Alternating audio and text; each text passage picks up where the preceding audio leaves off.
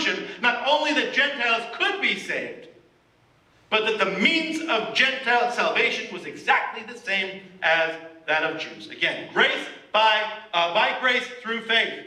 No works, no ritual, nothing. Bupkis, nothing else involved. So he says in verse 10. Now, therefore, why do you put God to the test by placing upon the neck of the disciples a yoke which neither our fathers nor we have been able to bear? But we believe we are saved through the grace of the Lord Jesus in the same way as they also are. In light of God's undeniable choice of Gentiles, and the authentication of that choice by the baptism of the Spirit, Peter charges the assembly, hey, don't test God. Don't challenge his authority. Try this instead. Trust God in the prerogative that he has exercised.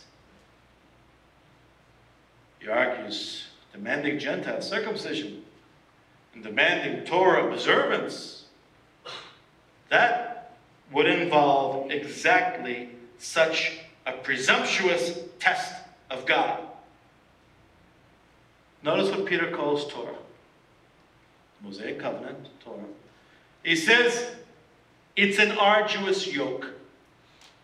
It is an unbearable burden which Israel, if you've been paying attention from Exodus onward, it's an unbearable, arduous burden which Israel has never been able to keep impeccably. Oh, they could try, but more times than not. But no matter how hard they tried, the burden that stooped their shoulders and broke their backs.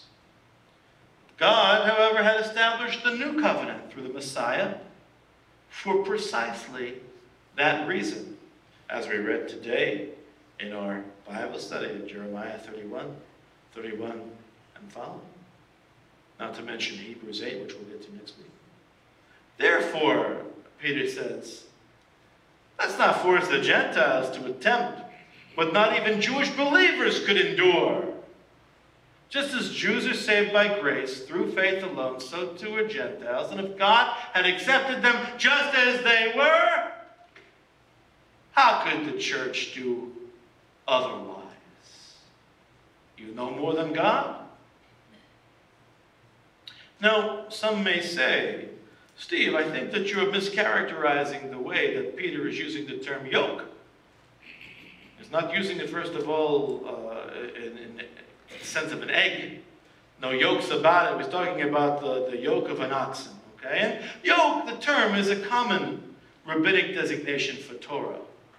And in the Mishnah, the oral law, it says concerning proselytes that they should take up the yoke of the commandments. Exactly what these guys are arguing for. And while rabbinic literature, and I have to be honest with you, rabbinic literature, contemporary rabbinic literature, ancient rabbinic literature, is filled with eloquent rabbinic testimony to the joys, to the delights of keeping God's gracious gift of Torah.